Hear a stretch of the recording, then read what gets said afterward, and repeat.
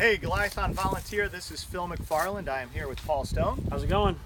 We're going to talk to you today about how to do the half dome and to be a successful volunteer at the half dome. So we're going to go over the rules and let you know everything you need to know. Okay, so you're going to be working this obstacle with a group of people. You want to have one of those people kind of be the greeter to the obstacle. So you're going to stand out a little ahead of the obstacle. You're going to let people know, hey, you're coming to Half Dome. The greeter can remind people of the rules. We don't want someone going halfway through the obstacle and then getting called out and saying, oh wait, I didn't know the rules. The rules are posted on a sign. Let's take a look at the rules here. But you can also verbally tell people the rules. We always got to come back to this.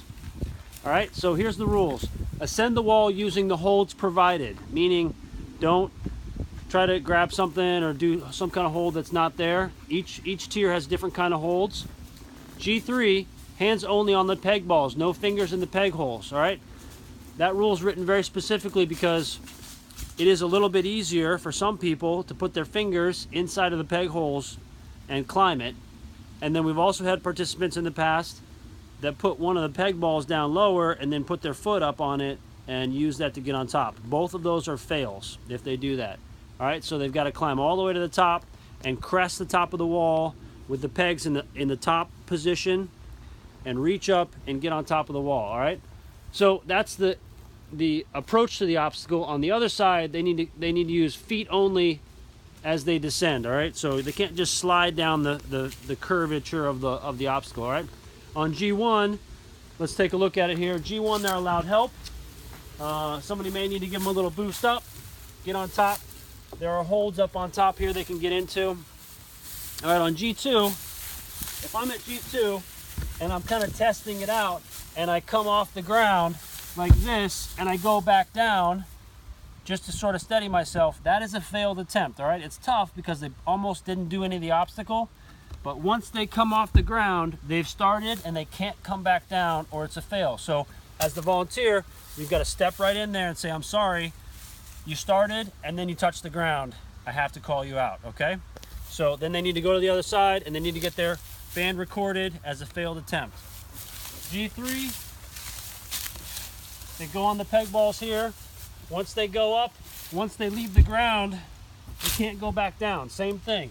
They might go up just a little bit and come right back down and it's a failed attempt and they can't keep trying. They got to come off at that point, all right? Let's walk around the other side of the obstacle. Before we get to the other side, let me draw your attention to the obstacle box. As a volunteer, everything that you're going to need is inside of the obstacle box, and you have bands in there, first aid in there, all kinds of good stuff. Okay, they're coming down. Very important that they land on the landing pad. First part of their body that touches the ground has to touch on the landing pad. By feet only on the descent, it means that they need their feet on the wall. They can't go like this and just slide down the wall, okay? So if their body touches the wall, you got to call them out. Feet only. Typically at this obstacle, we put a volunteer on top, and the volunteer on top should remind people that they need to use their feet only on the way down.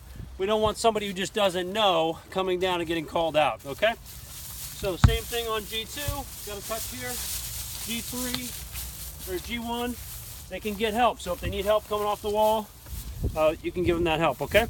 Once they get through, we give them a band and we record their score, okay?